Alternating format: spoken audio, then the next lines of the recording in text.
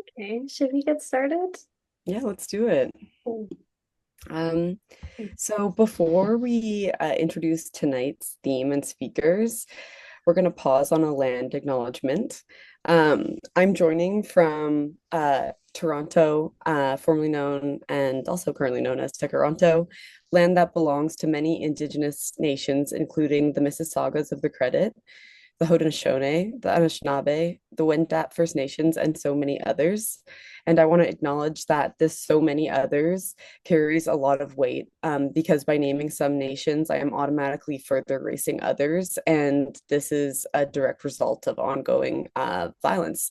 And I'm a settler on this land. And like many other settler people, I have significantly benefited from living here on Turtle Island.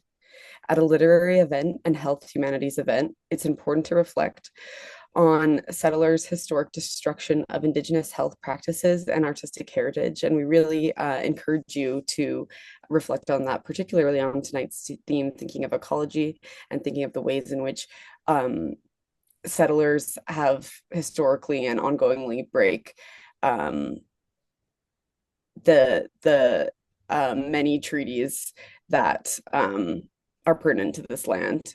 We encourage you to take steps towards reconciliation by shopping at Indigenous owned businesses and donating to Indigenous run charities.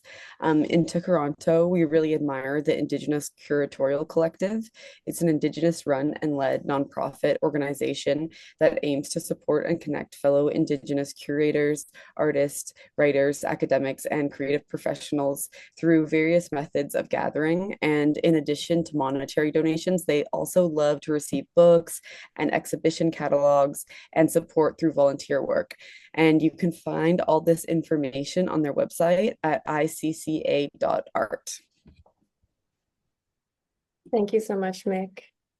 Um, and I am thrilled to welcome everybody now to Cross-Pollinations. This is a virtual monthly series that brings poets and health workers together for themed conversations around illness, ability, care, and resilience. My name is Rhiannon. I'm a poet and a medical student, and I curate the series alongside Mick. So yes, this evening we are gathered around the theme of climate, ecology, and health, and we are so excited to be joined by the wonderful poet Sheniz Janmohamed and social worker Anna Reed. Before we start, I'll remind everyone that if you have any questions or comments for Anna or for Sheniz, please drop them in the chat or send them to Mick or me privately, and we can pass them along. So we'll begin. I'm so happy to introduce Sheniz tonight, who is a poet and a person I've personally looked up to ever since we met virtually a few years ago. So I'll read your bio and then look forward to hearing you read. So Sheniz Janmohamed was born and raised in Toronto with ancestral ties to Kenya and India. A poet, artist, educator, and nature artist, Sheniz is a graduate of the MFA in Creative Writing program at the University of Guelph. Throughout her career, she has had the honor of being mentored by Janice Kolya Kiefer, Dion Brand, Kuldeep Gill, M.G. Vasanji, and Jessica J. Lee. Sheniz has presented her work nationally and internationally, including the Jaipur Literature Festival, Kenya Literary Association, Aga Khan Museum, Festival of Literary Diversity, Vancouver Writers Fest, Toronto International Festival of Authors, and TEDx Youth Toronto. She has 3 poetry collections published by Mowenzi House, Bleeding Light, Fire Smoke, and Reminders on the Path. Her nature art has been featured across Turtle Island, including the National Arts Centre and MoCA. Her creative nonfiction has been published in a variety of journals and publications, including Body and Soul, Stories for Skeptics and Seekers, the Willow Herb Review, and the New Quarterly. A recipient of the Lois Birkinshaw Fleming Creative Teaching Scholarship, Sheniz holds an artist educator mentor certification from the Royal Conservatory. She visits dozens of organizations and schools to lead nature walks and host workshops in poetry, writing, and nature art. And in 2022, Sheniz served as the writer-in-residence at the University of Toronto Scarborough campus, the first writer of South Asian descent to serve in this position. Sheniz currently teaches creative writing at the University of Toronto School of Continuing Studies. Ooh, that was long. I was like, oh, did I really do all of that? Thank you so much, Rhiannon, and what a pleasure it is to see you. It's always lovely to be amongst poets and nature lovers, and so I'm very grateful to be with you all today. And this is my first gig after returning from Kenya. I was there for a while. So, getting my bearings, settling into place, but also um, holding gratitude for place and the multiplicity of place, right? So many of us are from many places, not just one place. And what does it mean to be in relationship with place? That is a question that I don't have an answer to, but I'm continuing to work on in my practice. So thank you everyone for joining. I don't know I know some of you are not joining from Toronto, but for some of the ones who are, it's a beautiful sunny day. So thank you for being indoors and being here with us. So I'm just going to share my screen actually. I'm a visual person. I'm a visual learner, so I like to have images as well as voice. Okay, hopefully you can all see this. You can give me a thumbs up if you can, or someone can. Thanks, Anna. So, who might this be, you might ask? Well, this was me uh, when I was in Kenya in my grandmother's garden, and this is one of the first visits I had taken to Kenya. I think it was probably the second or third visit. So I had been returning to Kenya for many years, and every time I return, I learn something new about the place, but also about myself and also about my ancestry. And as you can tell, I am not one for wearing shoes. I don't. To this day, I don't like wearing shoes when I'm outside. So, always a rebel and it continues to be my practice to not wear shoes. Maybe not in downtown Toronto, but out of my backyard, it's okay.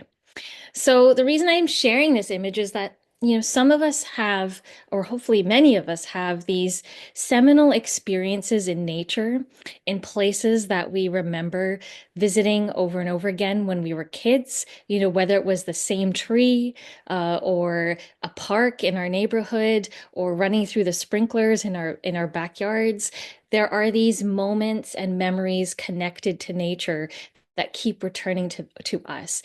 And those moments are, for me, poems.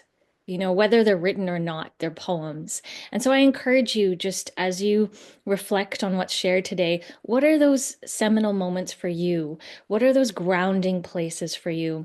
And I came across this quote which I really liked. And it says, did you know that we all have at least one soul place in the physical world? A soul place is a special site or spot where we experience unique feelings of belonging, empowerment, and energetic rejuvenation. And I know for me, the soul places for me are many, not just one, being a child of immigrants, but they're all connected to nature. They're all places in nature, whether it's my grandmother's garden in Kenya, whether it's the trail just behind my home, whether it's Scarborough Bluffs, where my, dad and sister and I used to go and learn how to skip rocks. I still suck at it, but it's the memory that counts. So, what is that soul place for you? Just reflect on that. And so I wanted to share, it's not a poem, but it's a little excerpt from a book that I'm working on, creative nonfiction book. And it's about how sometimes when we try to hold on to the memory of a place or the idea of a place or the romanticization of a place, it becomes difficult to see what it's becoming. And that can also, at least sometimes for me, it can make it difficult for me to engage with the reality of that place and the responsibility of being in that place. So I'm particularly speaking of the little town in Kenya where my grandparents are from and where my parents grew up. And It's changed over the years. There's been urbanization and development that's been encroaching around this, what I would call like a haven for me and for our family. And so, you can resist and you can resist and you can resist, but change is coming regardless of whether you resist or not. And so I've been contemplating what that means and what it means to hold on to that memory of a place, but also engage with it in the reality of what it is. And so this is yeah, my grandmother's home. My grandfather built this home, and this is a little window into the garden. And so it is a hobbit home, I call it. It has kind of hobbit qualities for me. And and I wanted to share this little excerpt about the history of this place, but also how it's changing. So you're welcome to read along with me. In the late 1880s, my great-grandparents left their seaside village in Kutch, India, to settle in Eldoret, a town close to the Rift Valley in the highlands of Kenya. Once known as the White Highlands, swaths of land were reserved for European settlers up until recently as 1961. Eldoret, or Eldare, Stony River in Maasai, is close to Iten, where marathon runners from all over the world come to train. It was only recently that I discovered that my nanima, grandmother, was a long-distance runner in high school, her body acclimatizing to the rarefied air from a young age. The first time I visited my grandparents' house in Eldoret, I was 3 years old. My grandfather, affectionately called Papa, was sitting on the veranda, smoking his pipe in between sips of tea. He was a silent observer, the self-educated collector of quotes. He smelled like betel nut and brute aftershave. Never seen without his dark glasses or his stylish handkerchiefs, he had an understated grace. I couldn't remember much, except for the way his woolen sweater smelled when I buried my head in his chest. He always spoke softly to us, and when he wasn't speaking, he was thinking. After he died, my Nanima believed it was her responsibility to preserve his memory by remaining in the house he built. When we'd arrive in Eldoret, she'd greet us in the sun-patched dog compound, sitting on her wooden chair where she had been waiting for us to arrive. "This house is everyone's house," she'd always remark, or "I will never sell this house. Its walls carry too many memories, too many scents of people who have now left its rooms. It is, and she is, the one constant in a family of migrants. The garden is incomplete without my Nanima. It's as if the bright bougainvillea vines wove themselves into the folds of her shawls. One time when I visited Kenya on summer vacation, I ventured out into the night dew of the garden to help my uncle feed a hungry puppy. The dogs huffed at my feet, their wet noses leaving mud stains on my sandals. When I finally looked up, I was greeted by the revelation of the Milky Way and the steady red of Mercury. More stars than I could fathom. How was it possible that they'd always been there, even when I couldn't see them? On the way back into the house, I tripped over my gown, unable to shake my gaze from the clusters of pulsing gems. On my last visit, I noticed it. A high-rise visible in the horizon, jutting up just beyond the borders of our garden. At night, the lights stay on, and now looking out, fewer stars. Pockets of noise pollution, the faint buzz of picky swerving their way in and out of traffic. In the morning, when I visited the marbled eucalyptus tree, my eye caught the sunlight glistening on a discarded wrapper, thrown over the hedge from the neighboring street. We are no strangers to change.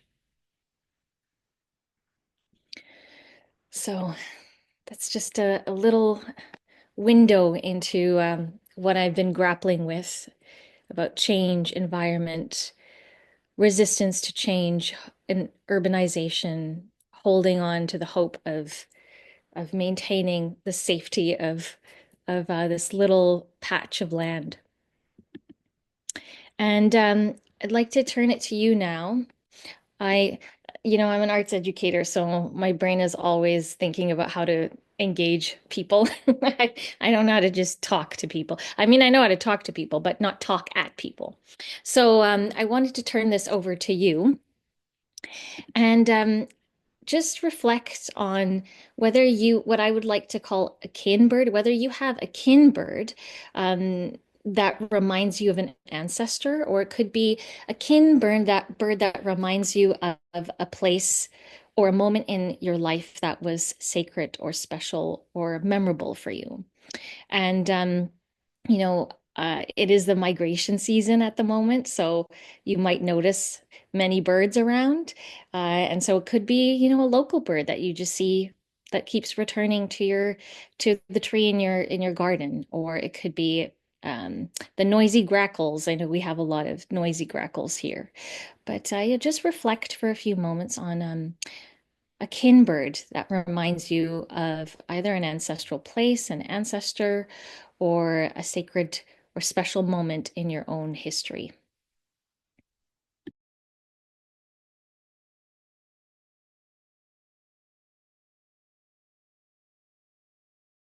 You're also welcome to share this bird in the chat if it feels comfortable for you.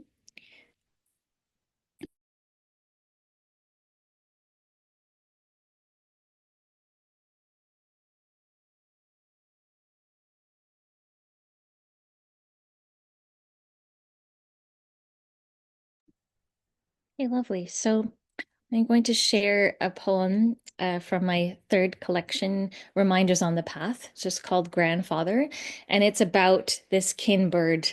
It's a starling, an African blue starling. I've since identified it. I didn't know at the time. I just knew it was a starling. And I don't know why. Whenever I see it, it reminds me of my grandfather. And I see a robin. There's a white-browed robin chat, which is similar to robin, but it's not a robin. And that, for some reason, reminds me of my grandmother. So I haven't written that poem yet, but I'm going to read the grandfather poem. He comes to me in a dream, in the flight of a speckled starling, wings slick as oil, the sun's rays catching labradorescent feathers mid-flight. He sings in a language of twilight beyond this world. When I wake, I keep my eyes on the horizon, listening for a flicker of emerald, gold, blue, a sign that he is still somewhere out there, streaking the sky in the blotted ink of memory, in the hum of remembrance, a garbled song caught in my throat.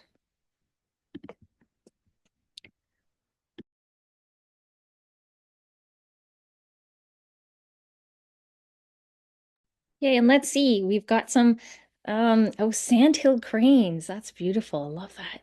A hummingbird reminds you of your grandmother. Oh, that's so lovely. We've got some crows, stellar jays. Yeah, their voices. Yeah, those jays are so tricky, aren't they? I remember I thought there was a hawk above me one day, and I looked up and it was a blue jay. And I was like, those blue jays, they trick you. The great blue, yeah, the great blue heron. Beautiful. Okay, well, thanks, friends. Please keep sharing your birds in the chat, and I'm going to move forward. So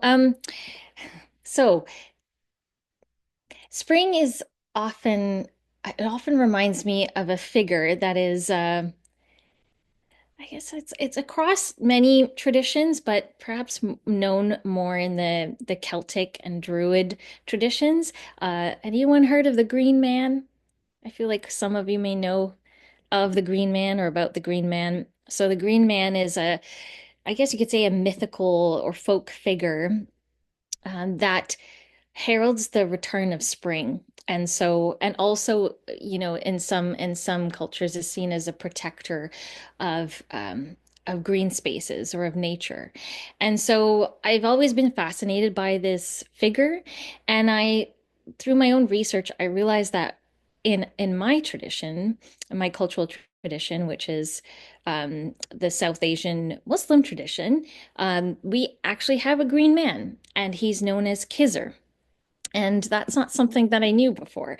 But he's a figure that is seen to guide, religious figures throughout history. I think he's even mentioned in other religious texts, and he wears a green robe. I actually have an image for you. So he wears a green robe and he rides on a fish. And it's said that with every step that he takes, um, flowers blossom. So I just love the image of this green man, but also just what he stands for, which is the return of the return of spring, but also the rewilding of the world, the return of nature, the rightful place of nature in the world. And that's something I think is so vital and necessary in these times.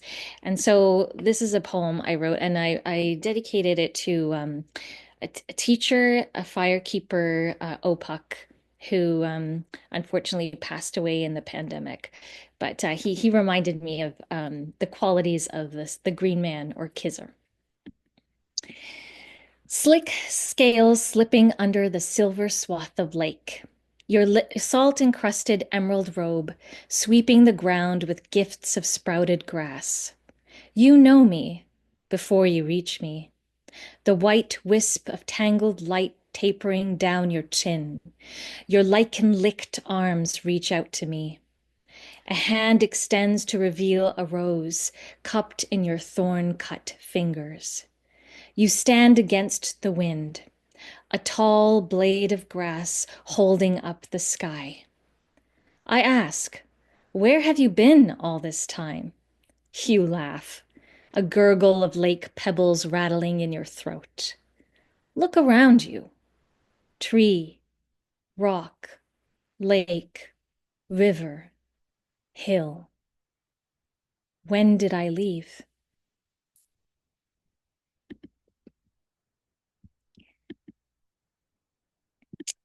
And this next poem is called Rift Valley Song. So where I live is, or not where I live, part of me lives there. Part of my heart is still there. But where my family comes from is in the Rift, close to the Rift Valley in Kenya. And some of you may know that the Rift Valley is actually coming apart very, very slowly, but it is, and eventually it will break apart. And so I was just, thinking about all these memories that we hold in the earth and all these places that we hold sacred to us and how they're just one day going to be transformed into something else.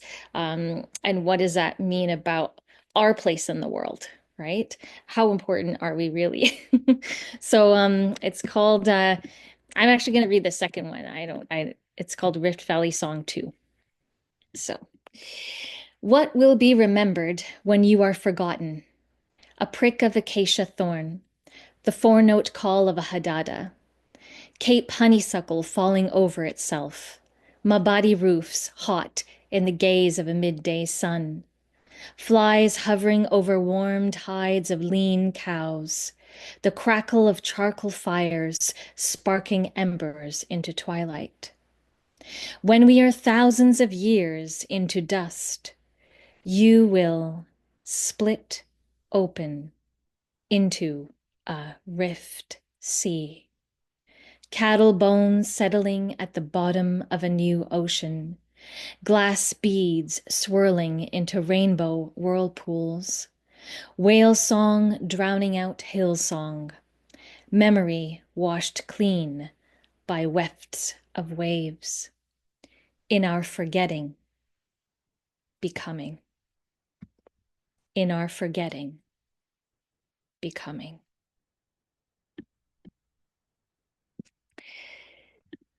Well, thanks, friends. So this is my last offering for you today, and it's titled Kilimanjaro, and it's from my second book, Fire Smoke. And for this one, you're most welcome to close your eyes, and just listen. If you do need the visual aid of reading along, of course, please do that. But you're again welcome to close your eyes for this last poem. Sit like a mountain.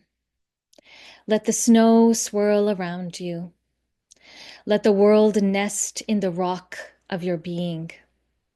Wedged between earth and sky, you watch over the city, breathing over the madness, traffic, incessant lights.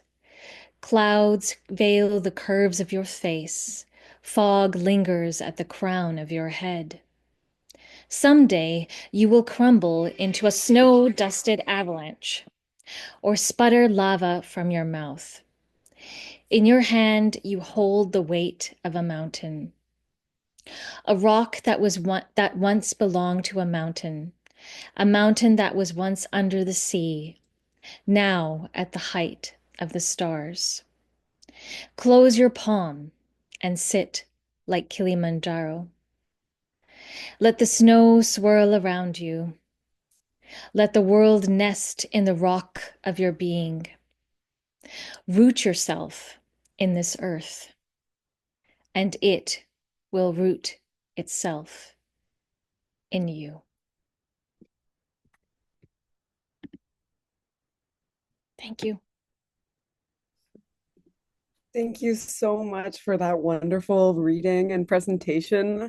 I think I can speak for all of us that I'm feeling so grateful for your opening questions into our relationships to place, to kin places, to kin birds, and the multiplicity that exists in all of that, and encouraging us to really reflect throughout your reading. It was such a wonderful experience, and really enjoyed going on that mountain with you in the last one. Okay, so now I am thrilled to introduce Anna Reed. Anna Reed holds a Master's of Social Work from Factor Inwentash Faculty of Social Work, as well as an MSc in Health Services Research from the University of Toronto. Anna has practiced social work in the community, long-term care, and hospital. Currently, Anna is working as a social worker in the emergency department at the Health Sciences Center in Winnipeg, as well as a patient engagement consultant for the health system. She is recently the recipient of the Health Sciences Center Foundation Allied Health Research Grant, and Anna's interest in planetary health led her to support the launch of PaRx prescriptions in Manitoba, Canada's evidence-based nature prescription program.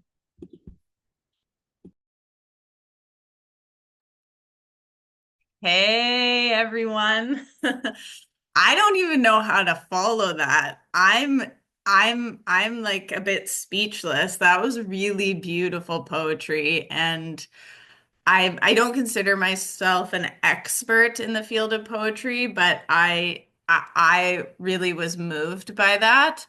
And on top of that, it really made me reflect a lot about my experiences with nature and what I hold close about nature, which I think trickles a little bit into what I'm going to talk about now. But I will say my presentation is far less creative and more practical, but I'm going to take you on a bit of a journey. And it's my journey into the field of nature prescribing, our connection like between nature and health. Yeah. So, basically, before we get into what nature prescribing is and the benefits of spending time in nature, I thought I would talk a little bit about my journey. Um, and so this takes me back, way back, not too long before COVID. I don't even like saying the word COVID because it brings back such dark memories at times. But at that time, I was doing my MSc at U of T, and I became very, very interested in learning more about planetary health and the unfortunate impacts our healthcare system has on the planet. So I'm just going to start by sharing my slides and we're going to get into it.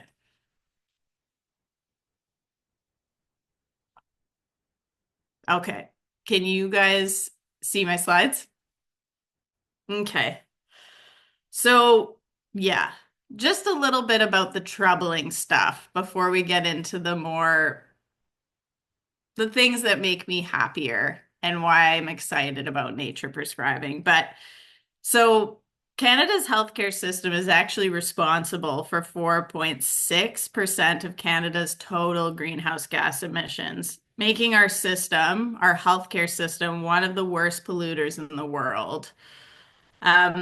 So these are just some of the things that sparked my interest. These were like concerns of mine. Oh. So while this was becoming a topic of great interest to me, COVID-19 was tearing through the planet. And like many folks, my life changed in like a number of negative ways. School went online. I grew a lot more isolated, and my long-term relationship ended. However, to this day, I'm convinced the two most important things which preserve my mental health and oftentimes alleviated my sadness were my late dog Musqua and our shared time spent in nature. So eventually, Musqua and I made our way back to Winnipeg, where I'm from and where I live now. And these are all photos of Musqua, who's no longer with us, but truly him and nature are really probably like how I survived COVID-19. So anyways, we're back in Winnipeg, and this is when I linked up with Dr. Melissa Lem and the PaRx team out in BC to support the rollout of nature prescribing in Manitoba. And this is something just featured on their website about that. So I just want to share with you guys a little video. We're going to pull up the video now, so I'll stop sharing. But it's a video that the nature prescribing program in Canada, which is called PaRx, developed with CNN, and it's always touched me, and so I wanted to share it with you guys.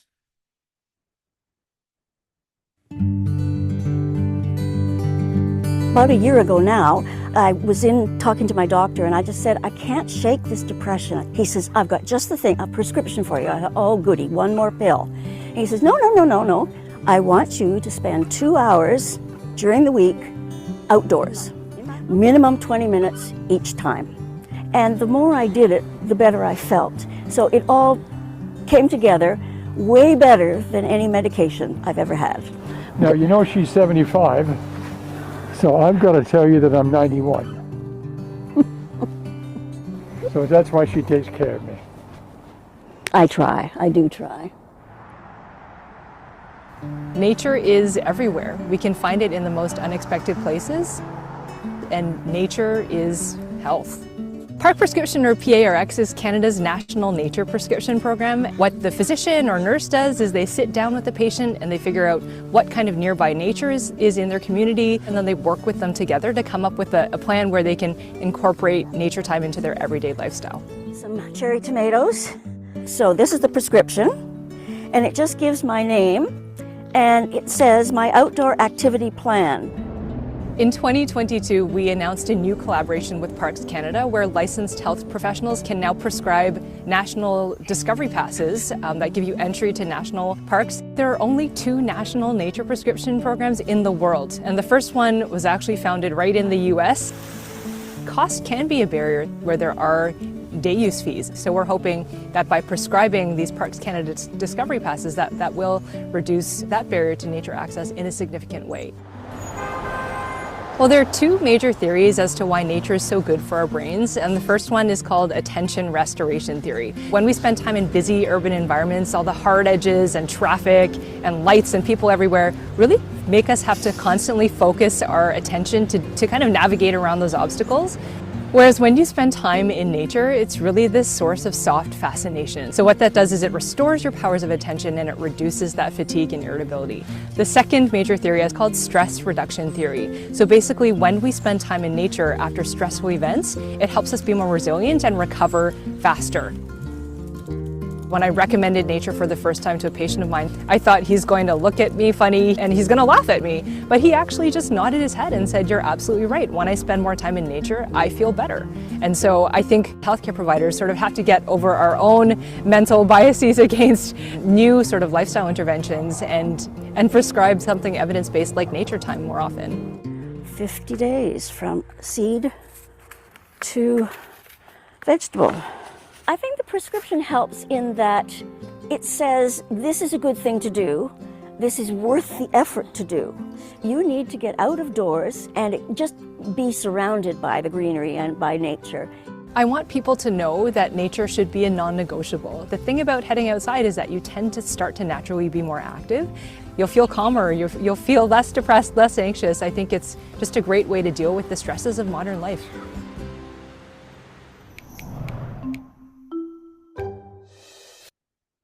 Okay. So I don't know why I'm always so touched by that video, but it's like a perfect representation of the program itself and the benefits. But I'll get into them with like a little bit more detail now. So I have a little quiz. I just have two. So people report significantly better health and well-being after spending how many hours in nature per week? And if like just a few of you throw a guess in the chat. And it was actually in the video. So if you were paying attention, maybe you'll remember.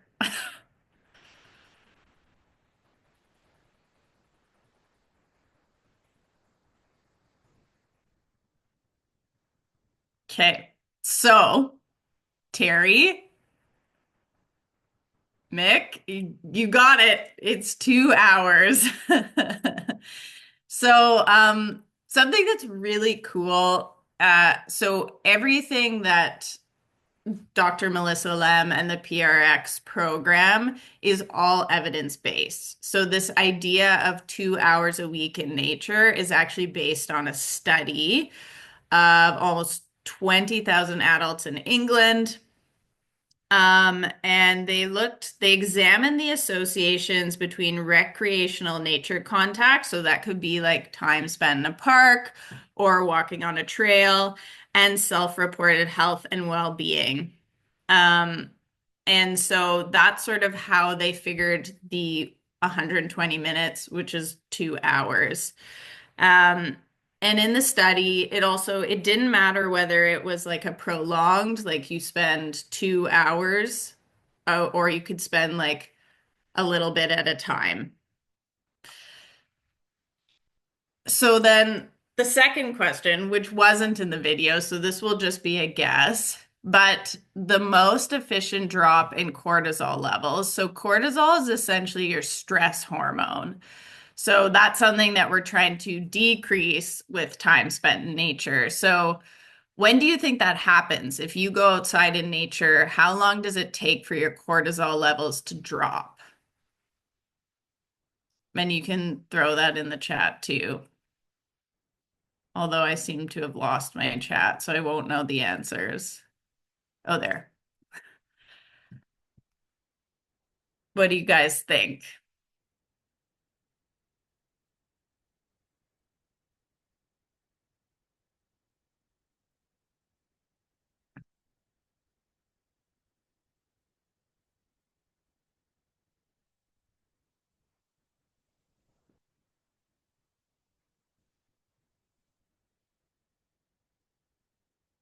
Man, you guys are good.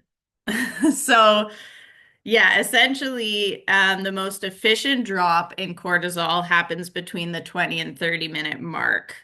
So in this study, they exposed folks to nature, and they essentially tested their saliva before and after to figure out when was the drop in cortisol.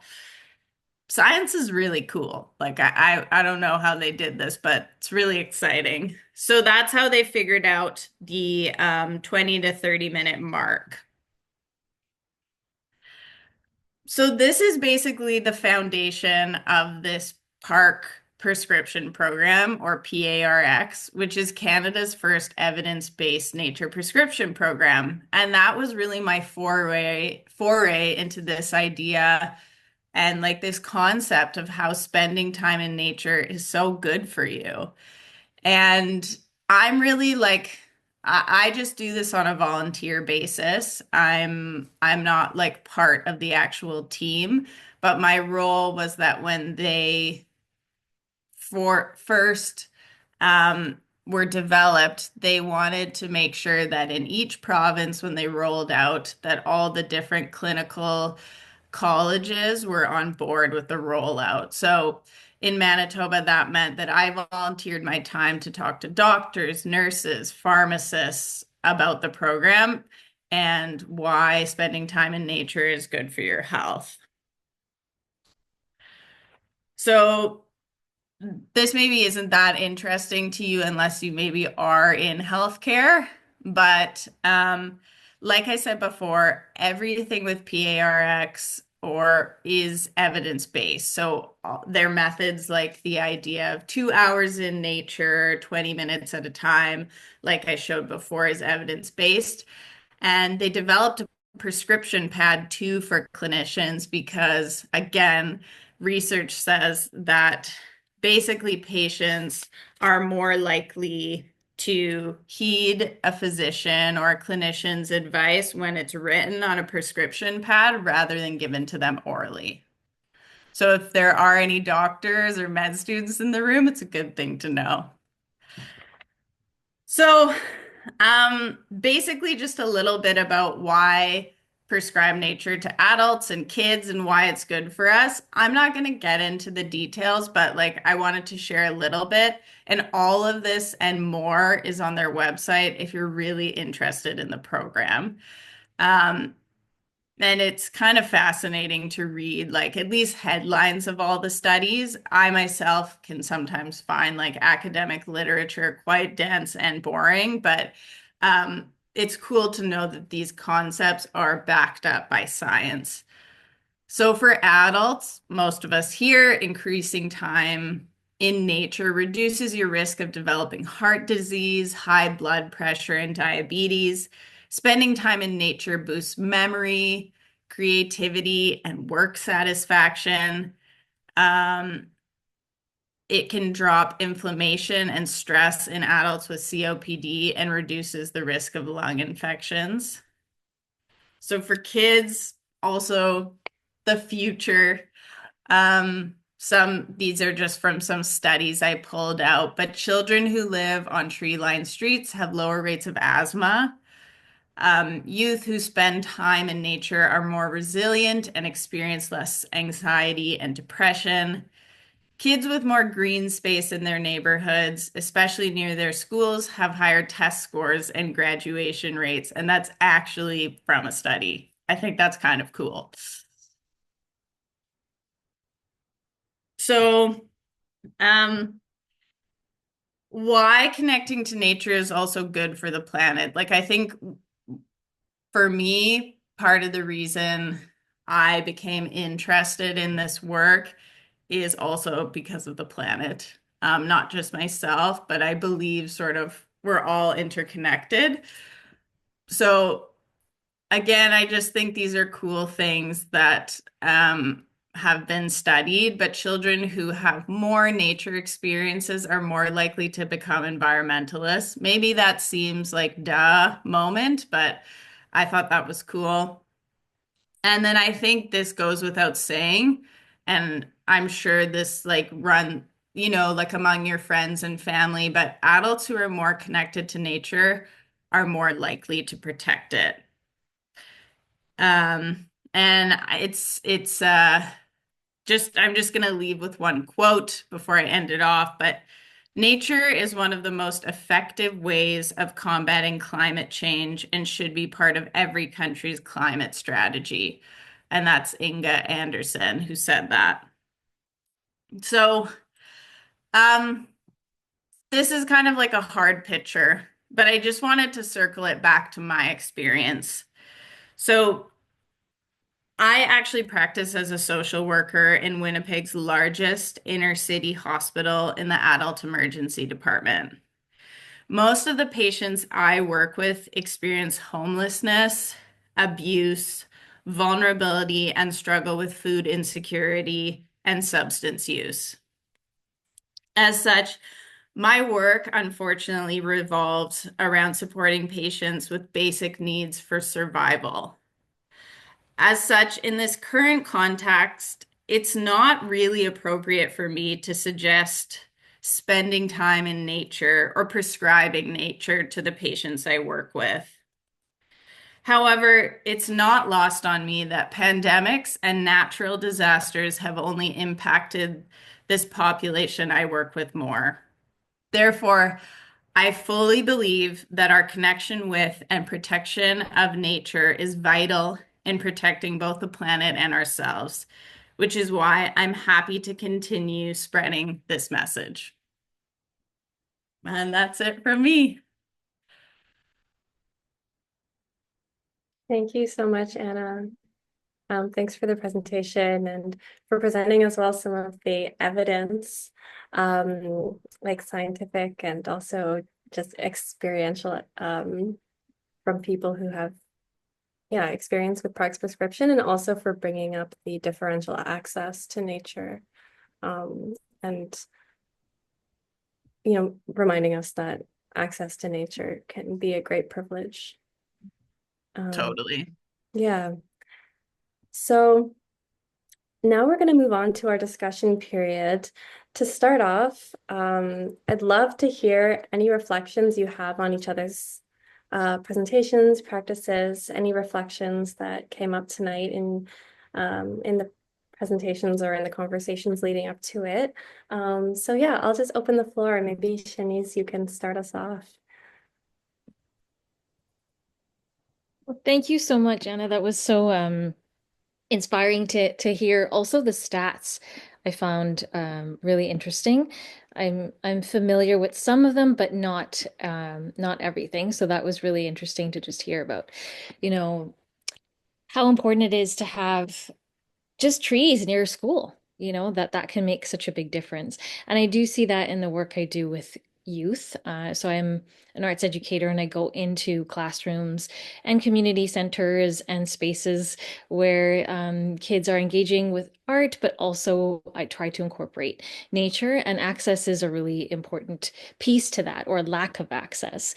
And so, the question becomes, how can we bring in little elements of nature into the classroom so they have access in a way that doesn't make them feel isolated, right? That, oh, I don't have access to this, so it's like not good enough. And that's something that I've experienced. I've been through the healthcare system since I was 9 months old. I was born with a hole in my heart, and I've been in and out of hospitals since then. I have a pacemaker, so I've had multiple pacemaker operations, and even just, maybe some of you, hope, unfortunately, I know some of us have had experiences in hospitals where, you're just staring at a gray wall. I know. And how, of course, that's going to impact our ability to heal, or how quickly we heal, as opposed to looking out a window and seeing an oak tree. And so I've been thinking about that in my own process of healing. And I'm just curious to know if you've seen that, Anna, in the work. I know that you said that, for some of the work that you do, it's not appropriate to have that nature connection element, but have you noticed just the shift even in micro steps, the impact of nature, or at least maybe in your own practice, in your own life? So, in the particular job I have now, like not really, which is why I don't do as much of this work with PaRx right now. I was really invested in having it roll out in Manitoba for all the reasons I shared, but like in my particular job, and I talk to them about this all the time, that like I feel bad that I can't really engage with it in this job. And to be honest, like with the population I work with too, most of them live Yep. downtown Winnipeg, and there actually isn't a lot of nature downtown Winnipeg. But you bring up, they're not the only population in the hospital, as you point out. And like you bring up an interesting concept. And when I've done this presentation before, I think I used to use like case study examples. And I thought a lot about older adults who live in long-term care and maybe like have lost their mobility. So they're also spending a lot of time inside. And some of those care homes leave a lot to be desired. They're not really warm places, but I can't remember if it was a specific study or where I got this idea from, but it was in conversation with Dr. Lem, and she said that like there's there's even benefit to listening to nature sounds, watching nature on TV.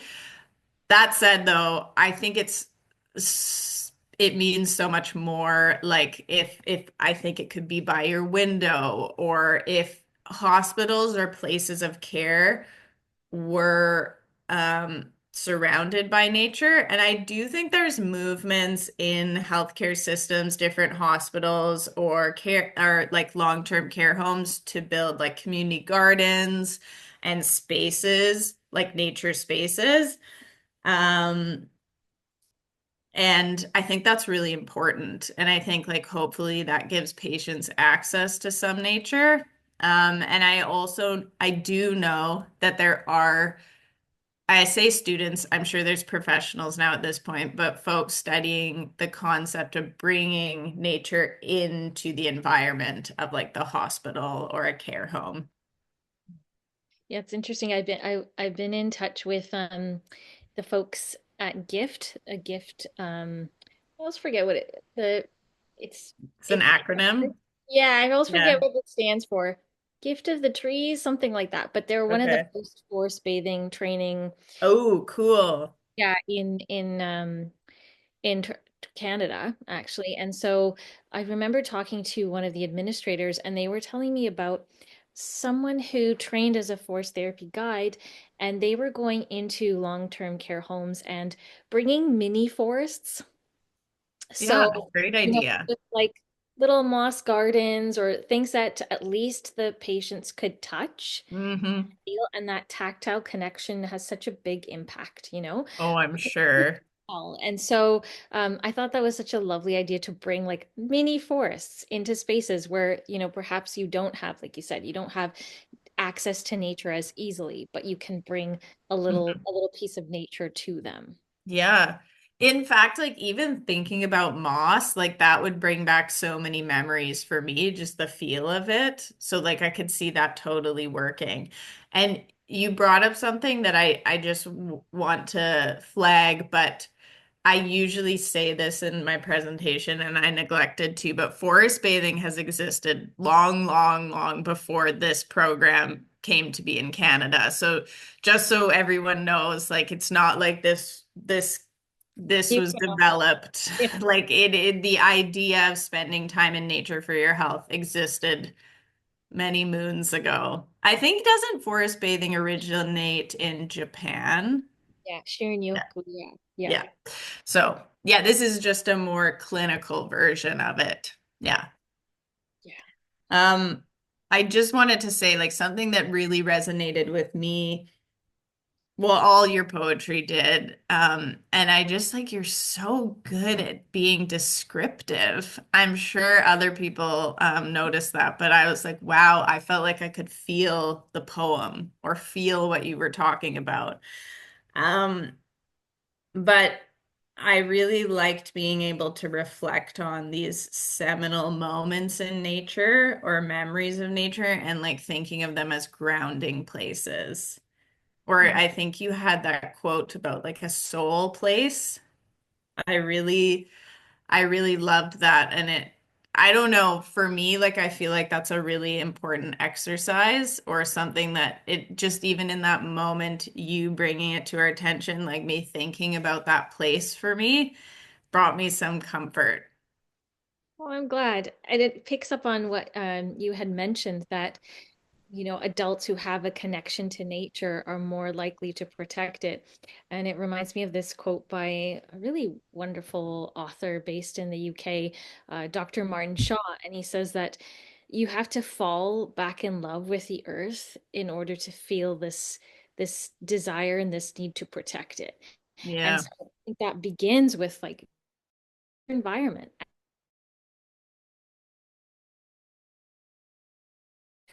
Some beach somewhere in the Caribbean, but it's like, you're that little patch of grass behind your house, right? And how do you again build like relationship and connection with that?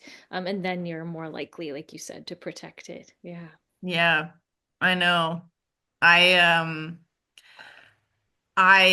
I I still like wish I was better at protecting nature. I think it's really hard to for everyone to be like a full-time environmentalist when life is so difficult sometimes and just being an adult is hard. Um, but I do feel like and I and okay, so before today when I was outside walking my dog and like thinking about the presentation and thinking about how I wanted to start talking about my experience during COVID and that like nature was really important to me, sort of maintaining some form of stability. And that like I haven't been doing enough of that. I haven't actually been spending enough time in nature lately. And it's so easy to take it for granted when we're so busy and just like getting through the day. And I don't know how you feel about that. Maybe you spend more time in nature than I do. Well, it's interesting because, it's kind of like, those gray days that if you have a couple of gray days, and you think like, oh, Yeah. my life's really bad. Like, oh, nothing. Oh, Right. And then you have one day of sunshine and you're like, oh, everything's okay, and we're such like biological creatures, but we forget how that has such a deep impact on us. And so I feel that way when I don't go into nature for a few days. I can start to feel this like grayness kind of creeping in and these heavy thoughts. And so I actually had to remind myself. I put a note on my like little cabinet here, and it says, are you feeling down? Here are some things to do. And one of them is like go for a walk, another one's mhm. like drink water or whatever it might be for you. But I find that that helps me because I can really get into that dark place and think it's something really existential when it's really just that I need to be in nature. I need to be out. Yeah. And Yeah, so, yeah, I find that I have those, it's like peaks and valleys where I have moments where I'm good about it and I remember, and other times I don't. So, yeah. totally. I feel the same way.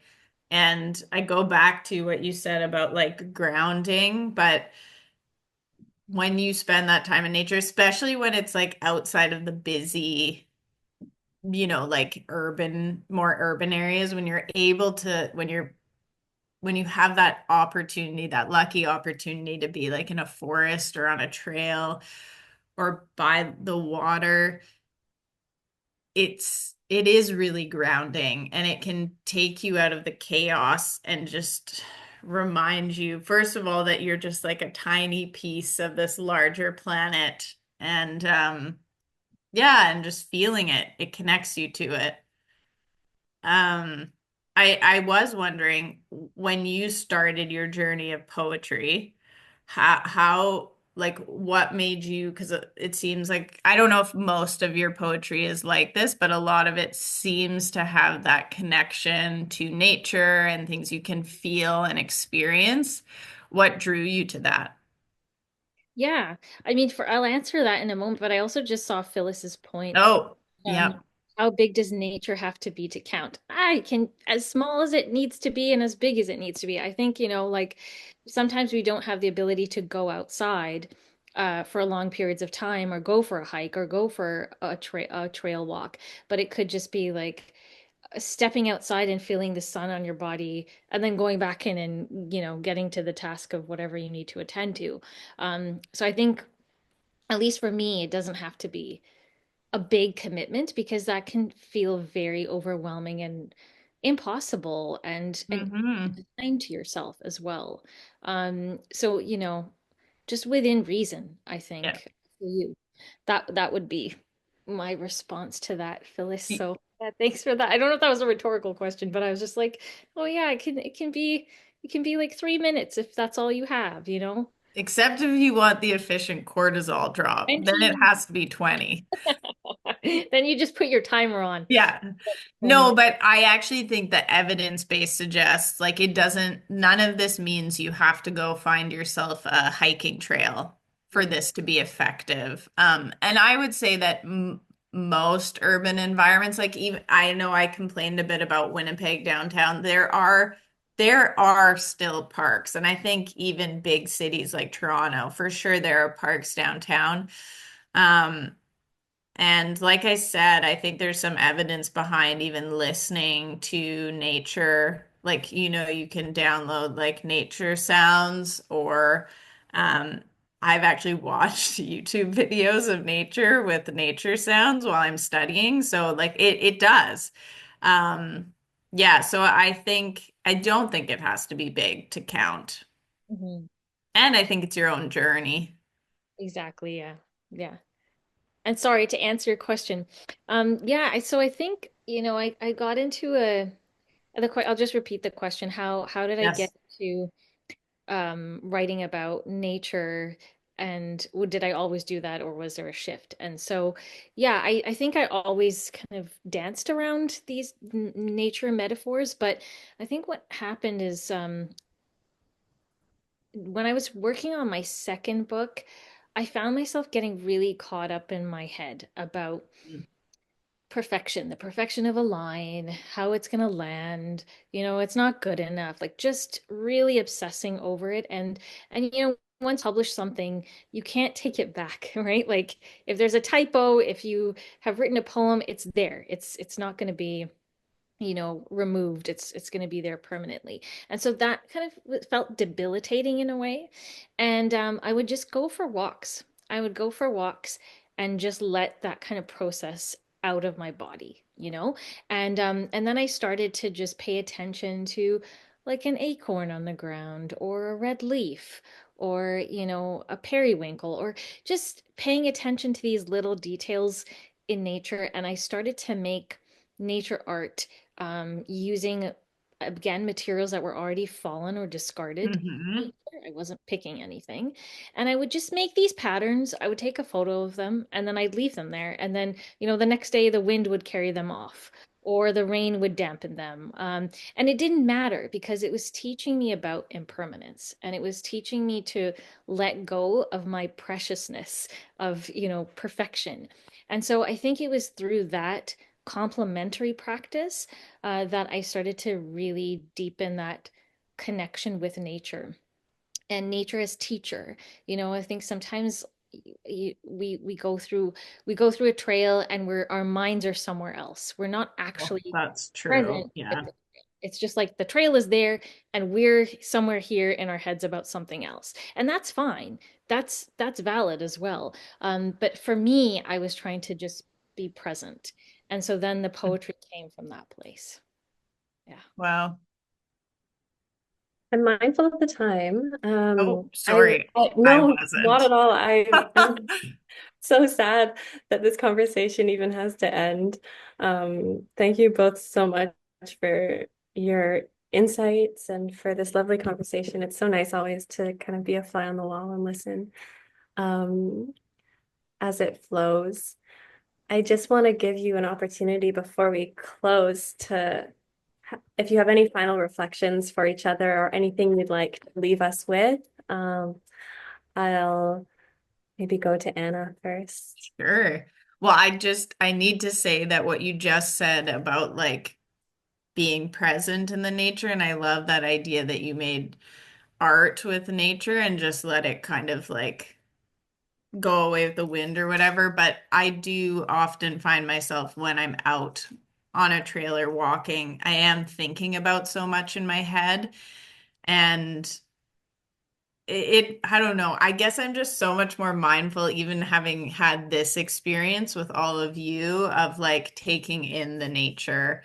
And I have done that at points in my life. And yeah, and it's a good reminder of how special it is. And that's, on my next walk, which I'm sure will be in the next few days, I plan to do that. And so I'm really grateful that this was so cool. And I'm not often exposed to poetry. And that was just, it was beautiful. And I'm so happy having met you. Oh, thank you so much. I feel the same way. I feel, it's so good to know that we're having nature prescriptions in Canada because I know that this is something that's been, I think it's also in the UK as well, right? Yep. And US, I think. Yeah, and so I really hope that this takes off and um reaches in like it spreads to all the provinces because I do think we need it and also just thinking about like these intersections of again like the humanities and science and how important it is for us to work together. And so I'm so grateful to have met you as well and also for the organizers to have come Yes. this vision and made it happen and executed it. It's so vital for where we're at in this moment in time. And so thank you. And I also just wanted to add, so what I've been doing now is if I have time, if I don't, I don't do it, but if I have time, I'll do 2 rounds around the trail. So like the first round on the trail is like just me, whatever's Mm, in my mind and whatever I need to process is just coming out in the walk. And then the second time is then like, okay, paying attention. What do I see? What's changed in the environment? So that kind of love that. helps. Yeah, so it's like you're honoring that you need to process things and there's nothing wrong with that. But then in the second round, that's when you start to, pay attention. So yeah, just a little offering. I'm gonna do that. Yeah. That's a great reminder. I feel And like we're all gonna go I outside know. it's a perfect note to immediately. close on. And actually a great note for me to jump in and just say I know we're over time, but this is Rhiannon's last um event with us. So I really want to say thank you to Rhiannon for all your hard work. You've been such an amazing co-coordinator, curator, and I'm so inspired by all your medical work and all your writing. And not having you here will be a huge loss, and I will miss you. And I think everyone in the audience will as well. Thank you, Mick. It's been honestly such an amazing experience curating this series with you, and I'm so glad we have the like online archive to go back um and just see what we've done in the last year. So much amazing poetry and great insights from health workers across all the themes, and it's been a really special experience. So thank you. And it was such a great note to end on as well, this theme of ecology and health and climate. So yeah, I'm gonna miss the series, but it's in very good hands with you, Mick. I've been so lucky to spend this time with you. And next month's session is really special. And the details will be coming out on our Instagram shortly. So stay tuned for that. Thank you, everyone. Thanks so much, everyone. Thank you, Thank everybody. you.